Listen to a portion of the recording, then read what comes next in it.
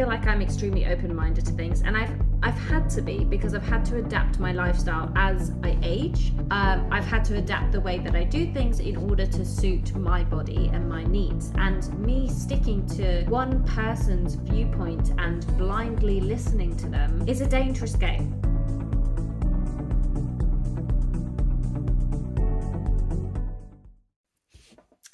Welcome to the Fitness Genie podcast, guys. It's Coach Laura here, and I've just come off a chat with Travis, and we just finished our joint podcast, which is going to be epic. Hopefully this comes out before, so that would make sense. Otherwise, go back and listen to it. But today I want to talk about tribalism, because this is something that's been bothering me for a while, and putting specific people on pedestals or specific perspectives. I don't know why I said that so weirdly. Perspectives. And not being able to see the bigger picture and being open-minded. It's something that is just, I feel, is much easier to fall into the trap of because of social media, and realizing that that's not real life, reading the comment sections and only listening to this, one voice on social media on a specific topic, or someone's extreme views on something isn't necessarily the be all or end all. And I'm going to use, as I normally do, my own personal experience on this. I'm someone who, I feel like I'm extremely open-minded to things, and I've had to be, because I've had to adapt my lifestyle as I age. That makes me sound really old. I'm not that old, but as I've grown, I've had to adapt the way that I do things in order to suit my body and my needs. And me sticking to one person's viewpoint and blindly listening to them just is a dangerous game and could cause you more harm. What's more important is being able to listen to your body and listen to the signals of listen to these signals and be proactive in that regard, rather than listening to an external source. I always talk about, make sure you go inwards and listen to yourself and listen to your body and be intuitive, rather than focusing always on the external. And that's basically what I'm going to example today. So I have never really been in a camp of you should only eat meat or you should only eat plants. So either being a vegan or a carnivore. And this is massive on social media at the moment in the fitness industry. You've got people like Liver King, Carnivore MD, and then on the other side you've got someone like The Medical Medium and all these Netflix programs on the importance of a plant-based diet and how great how much you can thrive off that. But then, on the other side with Liver King and Carnivore MD, they're talking about thriving off animal-based diets. And it's friggin' confusing. So confusing. Especially, I'm in the industry myself, and I can see the woods for the trees, but other people who are still learning about how to live at their most optimal, it can be incredibly daunting and overwhelming.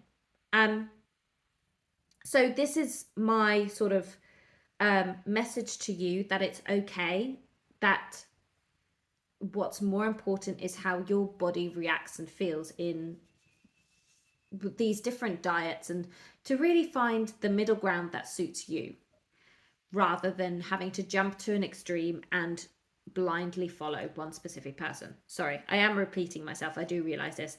I'm going on a rant, but here we go anyway. So to example myself, I've always been one to believe that giving up eating animals is a bad thing for your health. Now, I understand people's ethical reasons. I do believe that I try my best to be as ethical as I can be. The reason I don't believe it's the best for you to give up animal meat, unless it's for a very strong view or ethical reason or a health condition, is because animal-based proteins provide all the essential proteins that you need, whereas if you go plant-based, you will have to supplement. if your sources are coming from organic grass-fed sources, saying sources twice in the same sentence, but you know what I mean. So if your meat is grass-fed and looked after well, then it's going to be much more beneficial for you. Meat isn't bad, and I would never ever think it was bad. Ethically, yes, some argued that it's bad, but then we can also see some of the plant-based sources as being not the best for the environment either, due to monocrop farming and things like that. So look, it in terms of the food politics, it can go either way, but just for the sake of health, I'm just going to discuss that side of things. So yes, I've never been an advocate of giving up meat.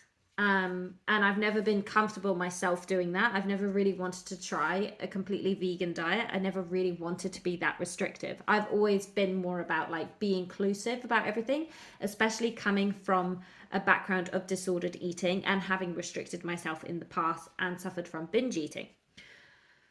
So, on the other side, we've got this plant-based diet and then animal-based.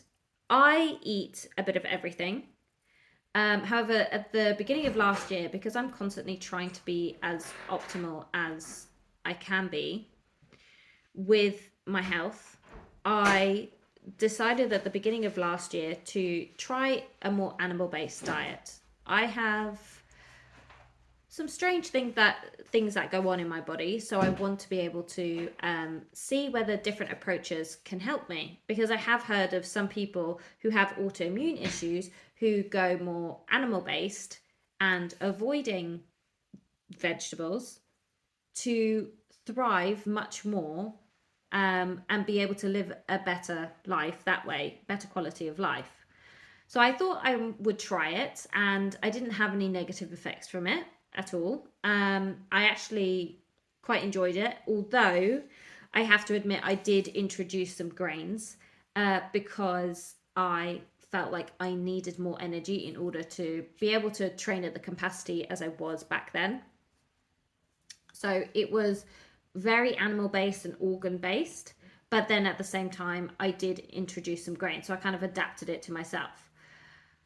Um, about 7 months ago, I got diagnosed with something called SVT, which is a heart condition. It's called supraventricular tachycardia, and basically means that my heart goes into a short circuit, either randomly or from specific triggers such as alcohol and caffeine, and I think that's it. There might be some others, and I've just totally forgotten. But what I actually found is, once I got diagnosed with that, and after a few incidents of that happening to me, my body started acting a little bit weird, and I ended up finding that certain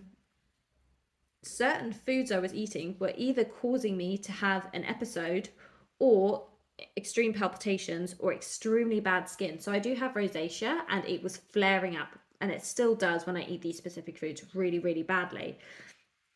Now, if I had stayed in this camp of only listening to this one person and being like, this is supposed to help me, this is supposed to make me thrive, this animal based way of eating, I'd have been really, really friggin' stuck, especially if I promoted that as well and then having to backtrack on my word.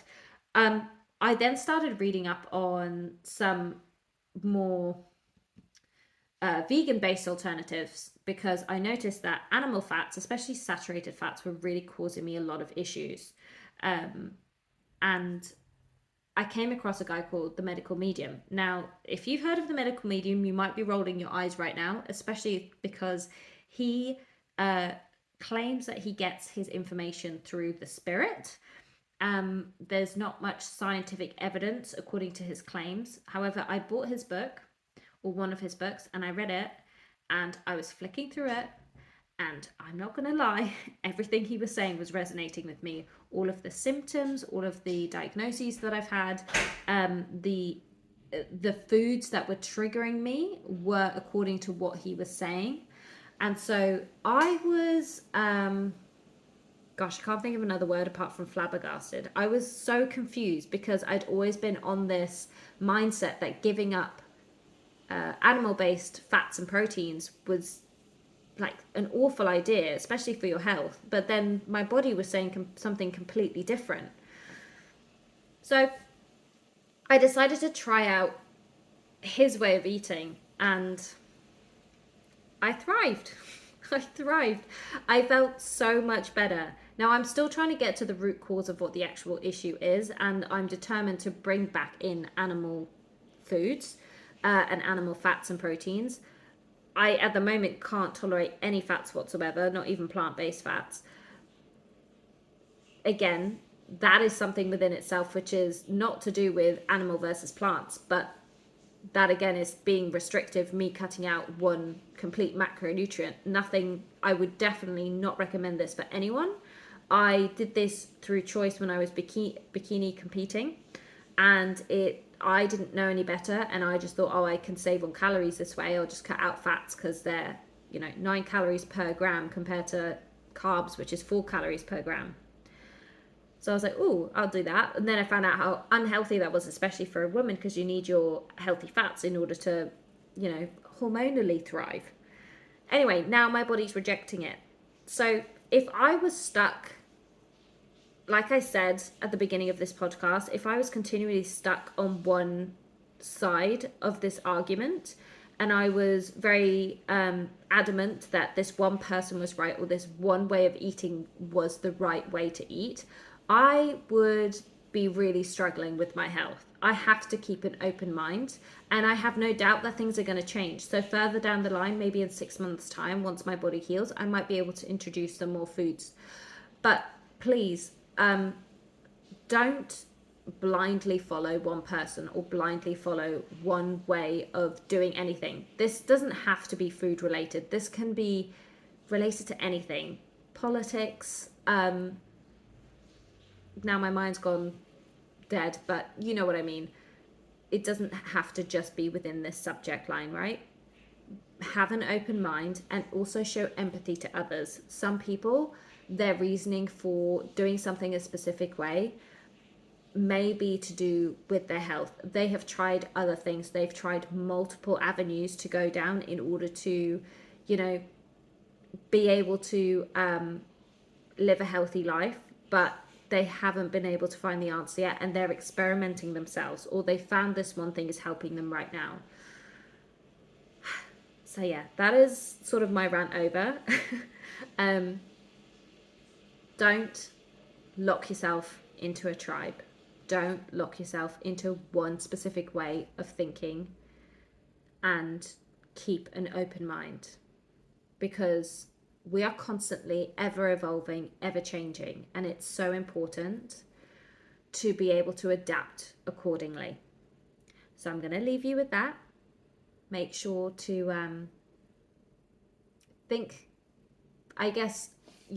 think through your own way of dealing with these issues if someone was to come up to you and express that they're doing something that you don't necessarily agree with. Just be cautious how you speak to that person, and also,